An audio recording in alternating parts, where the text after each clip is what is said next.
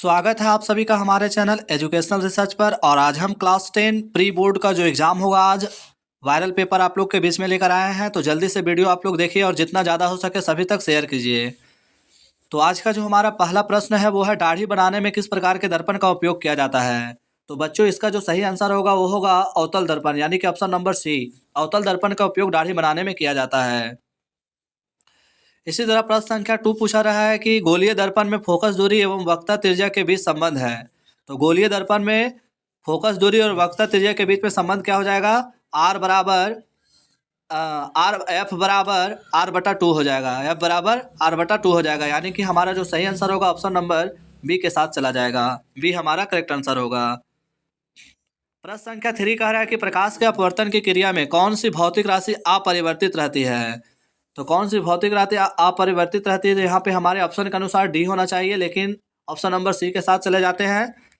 इसी तरह प्रश्न संख्या 4 कह रहा है कि 1 मीटर फोकस दूरी वाले उत्तल लेंस की क्षमता होगी। तो 1 मीटर फोकस दूरी वाले अवतल लेंस की क्षमता क्या हो जाएगी? 1 डाईऑप्टर हो जाएगा। ऑप्शन नंबर 1 के साथ चला जाएगा। डाईऑप्टर को डी से डिनोट किया जाता है, आप लोग इसको नोट कर लीजिएगा। इसके अलावा अगर यदि आप लोग से पूछा जाए कि मानव नेत्र में किस लेंस का प्रयोग होता है, तो उत्तल लेंस का प्रयोग होता है, आप लोग इसको भी नोट कर लीजिएगा। वहीं अगर यदि आप लोग से पूछा जाए कि मनुष्य की सुस्पष्ट दूरी कितने होनी चाहिए पढ़ने के लिए, तो 25 सेंटीमीटर, आप लोग इसको भी नोट कर लीजिएगा, क्योंकि ये सभी प्रश्न जो है आप लोग के एग्जाम के लिए काफ़ी मददगार साबित होने वाला है। प्रश्न संख्या 5 की ओर चलते हैं। प्रश्न संख्या 5 कह रहा है आज का कि 4 डाईऑप्टर क्षमता वाले अवतल लेंस की फोकस दूरी क्या होगी। तो बच्चों इसका सही आंसर क्या हो जाएगा? यहाँ पे सही आंसर होना चाहिए था 0.25 होना चाहिए। जब हम लोग 1/4 करेंगे, 1/4 करेंगे और 4 से 1 में भागा देंगे तो हमारा सही आंसर क्या होगा? 0.25 आएगा। तो 0.25 नहीं है, इसीलिए ऑप्शन नंबर बी के साथ चला जाते हैं। बी हमारा करेक्ट आंसर होगा। प्रश्न संख्या 6 कह रहा है वाहन के अग्रदीपों में किस दर्पण का उपयोग किया जाता है। तो वाहन के जो अग्रदीप होते हैं उसमें जो प्रयोग किया जाता है वो होता है अवतल दर्पण का प्रयोग किया जाता है। ऑप्शन नंबर ए के साथ चला जाएगा। ए हमारा करेक्ट आंसर हो जाएगा। प्रश्न संख्या 7 कह रहा है कि मानव नेत्र के जिस भाग पर किसी वस्तु का प्रतिबिंब बनता है वह है। तो मानव नेत्र के जिस भाग पर किसी वस्तु का प्रतिबिंब बनता है उसे हम लोग कहते हैं दृष्टिपटल कहते हैं, जो कि ऑप्शन नंबर डी में दिया गया है। तो डी हमारा करेक्ट आंसर होगा। आंखों के रंगीन भाग को हम लोग आइरिस कहते हैं, यानी कि परितारिका कहते हैं, आप लोग नोट कर लीजिएगा। वहीं यहाँ पे प्रश्न पूछा गया कि सामान्य नेत्र का दूर बिंदु क्या है। दूर बिंदु पूछा गया है तो अनंत होगा, यानी कि ऑप्शन नंबर डी के साथ चला जाएगा। अगर यदि आप लोग से पूछता कि सामान्य स्पष्ट दूरी क्या है, तो 25 सेंटीमीटर। प्रश्न संख्या 9 कह रहा है कि नेत्र में जाने वाले प्रकाश की मात्रा का नियंत्रण कौन करता है। तो नेत्र में जाने वाली प्रकाश की मात्रा का जो नियंत्रण करता है वो करता है परितारिका, यानी कि ऑप्शन नंबर सी में दिया गया है। तो सी इसका करेक्ट आंसर होगा। प्रश्न संख्या अब हम 10 को देखेंगे। 10 नंबर प्रश्न कह रहा है 10 नंबर हमारा प्रश्न कह रहा है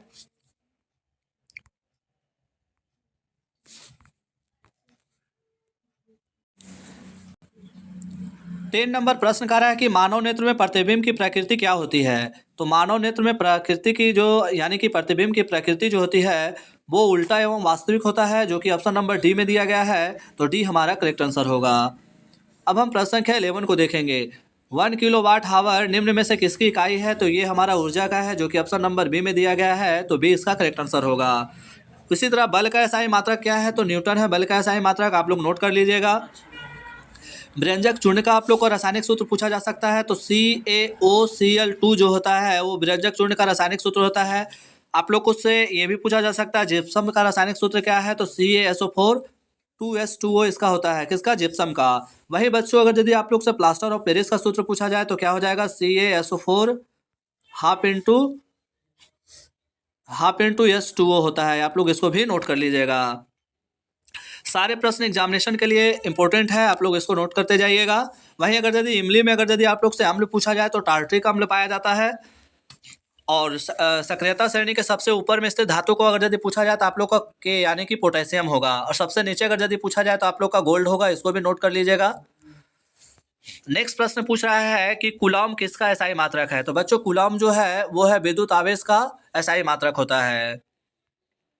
विभवांतर को किससे डिनोट किया जाता है? V से किया जाता है, आप लोग नोट कर लीजिएगा। प्रतिरोध को किससे डिनोट किया जाता है? तो R से डिनोट किया जाता है। अब हम प्रश्न संख्या 13 को देखेंगे। विद्युत मोटर एक युक्ति है जो परिवर्तित करती है किसमें? विद्युत ऊर्जा को आंतरिक ऊर्जा में, यानी कि बी जो हमारा आंसर है होगा वो करेक्ट आंसर होगा। प्रश्न संख्या 14 की ओर चलते हैं, जिसमें कह रहा है कि जल का विद्युत अपघटन किस प्रकार की अभिक्रिया है। तो बच्चों, जल का जो विघटन है वो वियोजन अभिक्रिया है, यानी कि ऑप्शन नंबर बी के साथ चला जाएगा। तो बी हमारा करेक्ट आंसर होगा। साथ ही आप लोग को बता देना चाहते हैं कि वियोजन अभिक्रिया में क्या होता है बच्चों, कि दो या दो से अधिक पदार्थ मिलकर अनेक पदार्थों का निर्माण करता है, उसे हम लोग वियोजन अभिक्रिया कहते हैं। और संयोजन अभिक्रिया में क्या होता है कि दो या दो से अधिक पदार्थ मिलकर एक पदार्थ का निर्माण करते हैं, उसे हम लोग संयोजन अभिक्रिया कहते हैं। इसमें यानी कि एक में अनेक पदार्थ का निर्माण होता है और दूसरे में क्या होता है, एक पदार्थ का निर्माण होता है। अब यहाँ पे प्रश्न दिया गया है कि CuO यानी कॉपर ऑक्साइड प्लस हाइड्रोजन संतुलित करने पर कॉपर प्लस हाइड्रोजन ऑक्साइड, तो इसमें जो दिए गए हुए अभिक्रिया में किस पदार्थ का उपचयन हो रहा है। तो बच्चों यहाँ पे हो रहा है कॉपर का, यानी कि ऑप्शन नंबर सी के साथ चला जाएगा। चित्र दिया गया है, आप लोग देख सकते हैं दिए गए चित्र में किस प्रकार की अभिक्रिया हो रही है। तो इसका हम आप लोग के लिए छोड़ रहे हैं, हमें आप कमेंट में बता सकते हैं इसका आंसर क्या होगा। वही नेक्स्ट प्रश्न कह रहा है कि निम्नलिखित में से कौन प्राकृतिक सूचक का उदाहरण है। प्राकृतिक सूचक का जो उदाहरण हो जाएगा वो हमारा क्या हो जाएगा, लिटमस पत्र हो जाएगा, जो कि ऑप्शन नंबर सी में दिया गया है। तो सी हमारा करेक्ट आंसर होगा। प्रश्न संख्या 18 कह रहा है कि किसी बिलियन का ना का pH मान 10 है, वह निम्नलिखित में से क्या होगा। तो आप लोग को पता है 7 से जो अधिक होता है उसका अम्लीय मान क्षारीय होता है, और ऑप्शन नंबर डी में दिया गया है। तो डी हमारा करेक्ट आंसर के साथ चला जाएगा। नेक्स्ट प्रश्न कह रहा है कि इमली में कौन सा अम्ल होता है। तो इमली में कौन सा अम्ल होता है, तो टार्ट्रिक अम्ल पाया जाता है, ऑप्शन नंबर बी के साथ चला जाएगा। इसके अलावा आप लोग दही में कौन सा अम्ल पाया जाता है, तो लैक्टिक अम्ल पाया जाता है, आप लोग नोट कर लीजिएगा। प्रश्न संख्या 21 कह रहा है कि कौन अधातु कमरे के ताप पर द्रव अवस्था में पाया जाता है। तो द्रव अवस्था में जो पाया जाता है वो ब्रोमीन पाया जाता है। यहाँ पे अधातु पूछा गया तो इसीलिए हमारा आंसर ब्रोमीन होगा। इसके अलावा बच्चों आप लोग को बता देना चाहते हैं कि सब्जेक्टिव प्रश्न में आप लोग का दोहरा परिसंचरण क्या है, ये भी आप लोग पढ़ लीजिएगा। दोहरा परिसंचरण जो होता है, हमारे मनुष्य के हृदय में रक्त जो होता है 2 बार जाता है, एक बार शुद्ध अवस्था में और एक बार अशुद्ध अवस्था में। इसके अलावा पोषी स्तर क्या है, ये भी आप लोग के लिए इंपॉर्टेंट होने वाला है आज का एग्जाम में। पोषी स्तर आहार श्रृंखला से संबंधित है, आप लोग को बताए थे भी। और इससे भी इम्पोर्टेंट प्रश्न एक और है कि ओजोन परत का क्षति हमारे लिए चिंता का विषय है, क्यों है। तो बच्चों आप लोग को हम बताए थे कि ओजोन परत जो है हमारे लिए चिंता का विषय है, क्योंकि सूर्य के पराबैंगनी किरण को ओजोन परत जो है रोक कर यानी कि कवर करके रखता है, यानी एक अम्ब्रेला के रूप में काम करता है। और इसमें लगातार छिद्र पाया जा रहा है, और अगर ऐसा ही हुआ तो एक दिन क्या होगा, हमारा ओजोन परत समाप्त हो जाएगा और सूर्य की पराबैंगनी किरण डायरेक्टली पृथ्वी पर पड़ेगा, जिससे क्या होगा कि हरियाली वगैरह समाप्त हो जाएगा। मनुष्य में त्वचा संबंधी कैंसर रोग से ग्रसित हो जाएगा, और मनुष्य जो है मोतियाबिंद नामक बीमारी से भी, यानी कि आंखों की बीमारी से ग्रसित हो जाएगा। इसके अलावा भी प्रश्न है यहाँ पे, संयोजन अभिक्रिया को वियोजन अभिक्रिया का विपरीत क्यों कहा जाता है। साथ ही मिशेल क्या है, मिशेल के बारे में आप लोग को बताया था कि जो हम गंदे कपड़े वगैरह खींचते हैं तो उससे जो गंदगियाँ निकलती है, यानी छोटे छोटे यानी कि मैलियत पदार्थ, उसे ही हम लोग क्या कहते हैं, मिशेल कहते हैं।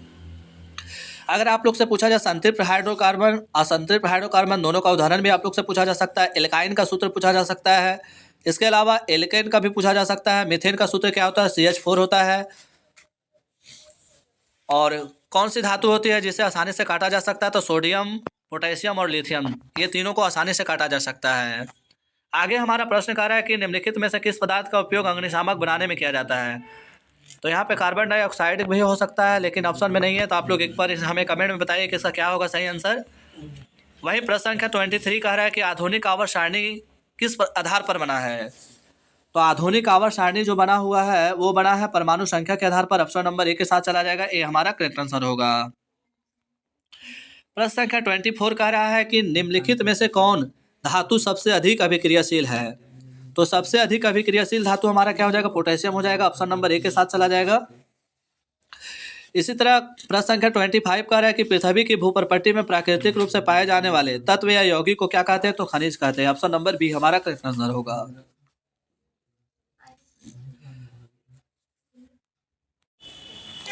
इसके अलावा भी बच्चों आप लोग को बायोलॉजी से जो प्रश्न पूछे जाने की संभावनाएं बन सकती है, तो जैव प्रक्रम क्या है आप लोग पढ़ लीजिएगा। इसके अलावा हमारे शरीर में हीमोग्लोबिन की कमी का क्या परिणाम हो सकता है। तो आप लोग को बताया था कि हीमोग्लोबिन जो होता है इनकी कमी से मनुष्य में चिड़चिड़ापन हो जाता है, मनुष्य का शरीर पतला दुबला हो जाता है और वो मानसिक रूप से ग्रसित हो जाते हैं। साथ ही आप लोग को एक और प्रश्न भी इसमें पूछा जा सकता है कि पुरुष हार्मोन और मादा हार्मोन का नाम बताइए। तो आप लोग को बताया था कि नर का जो हार्मोन होता है टेस्टोस्टेरोन होता है और मादा का जो हार्मोन होता है एस्ट्रोजन होता है। इसके अलावा भी आप लोग को जानकारी दे देना चाहते हैं कि जब एक्स और वाई गुणसूत्र मिलता है तो लड़के का जन्म होता है और जब एक्स एक्स गुणसूत्र मिलता है तो लड़कियों का जन्म होता है। इसका प्रश्न भी आप लोग से पूछा जा सकता है कि बच्चे में लिंग निर्धारण किस प्रकार से होता है। इसके अलावा भी आप लोग पढ़ लीजिएगा कि प्रतिवर्ती चाप क्या है, प्रतिवर्ती क्रिया और प्रतिवर्ती चाप में अंतर बताने के लिए। तो प्रतिवर्ती चाप में हम आप लोग को बताए थे कि कुछ क्रियाएं ऐसी होती है जो कि ऐच्छिक होती है और कुछ क्रियाएं ऐसी होती है जो अनैच्छिक होती है। यानी कि कुछ चीज़ों को, जैसे गर्म वस्तु को हम हाथ देते हैं तो झटके से बाहर ले आते हैं। इसके अलावा हमारे मस्तिष्क के कितने भाग हैं, तो 3 भाग होते हैं, अग्र मस्तिष्क, पश्च मस्तिष्क, मध्य मस्तिष्क। और ये हमारा जो है हमारे शरीर को, पूरे शरीर को नियंत्रित करता है। इसके अलावा भी आप लोग को आना चाहिए कि पौधे के वृद्धि में सहायक है। तो आप लोग को बताया था जिब्रेलिन जो है पौधे के वृद्धि में सहायक होता है। साथ ही इस तरह से नेक्स्ट जो हमारा प्रश्न बनने वाला है वो हमारा प्रश्न क्या हो सकता है, तो धातु और अधातु में अंतर आप लोग पढ़ लीजिएगा। और इसके अलावा आप लोग पढ़ लीजिएगा वायु में जलने से पहले मैग्नीशियम रिबन को क्यों साफ किया जाता है। साथ ही नेक्स्ट प्रश्न जो है वो है कि समजातीय श्रेणी किसे कहते हैं। इसके अलावा समाप्ता के आधार पर भी आप लोग को पूछ सकता है पेंटेन, हेक्सानेन, इन सभी कहानी की संरचनात्मक सूत्र भी पूछा जा सकता है। तो आप लोग अच्छे से नोट कर लीजिएगा। इसके अलावा मुकुलन क्या है आप लोग पढ़ लीजिएगा। द्विखंडन, बहुखंडन क्या है। और नेक्स्ट प्रश्न जो है आप लोग का निकट दृष्टि दोष और दूर दृष्टि दोष में अंतर बताइए।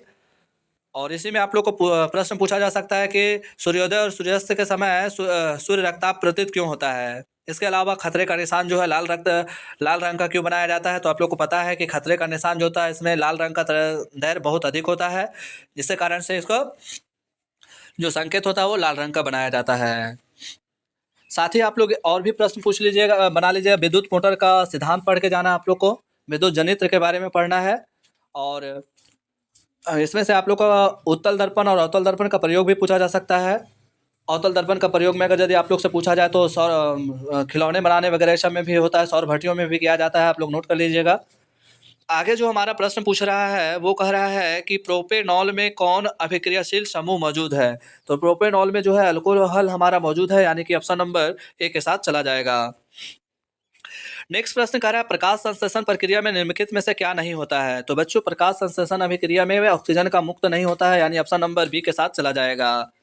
प्रश्न संख्या 28 कह रहा है कि फ्लोएम से खाद्य पदार्थों का परिवहन पौधे में किस दिशा में होता है। तो पौधे में जो होता है वो केवल ऊपर दिशा की ओर होता है। यहाँ पे दिया हुआ है केवल ऊपर दिशा की ओर, आप लोग इसको अच्छे से देख लीजिएगा।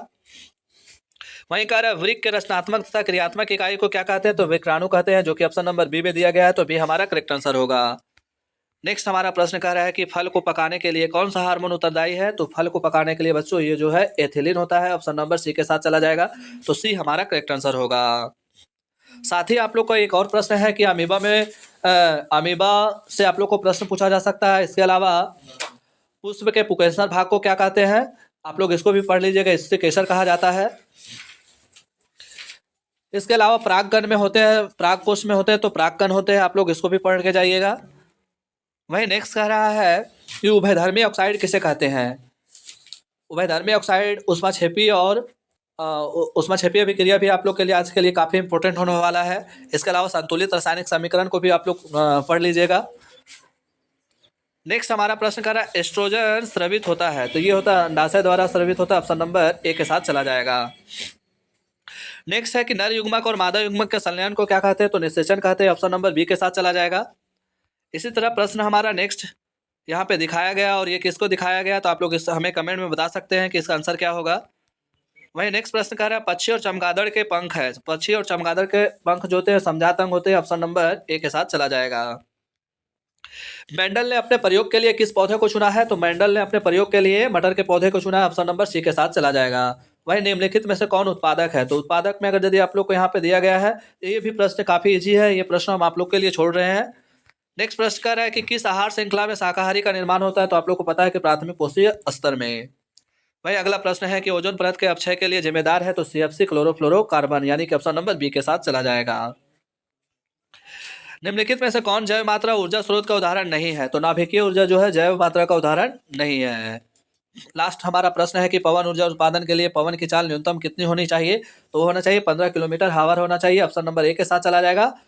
तो आज का हमारा जो प्री बोर्ड एग्जाम है इसका महत्वपूर्ण प्रश्न आप लोग को हम बताए हैं। आशा करते हैं आप सभी बहुत अच्छे से तैयारी करके जा रहे होंगे। जय हिंद, जय भारत।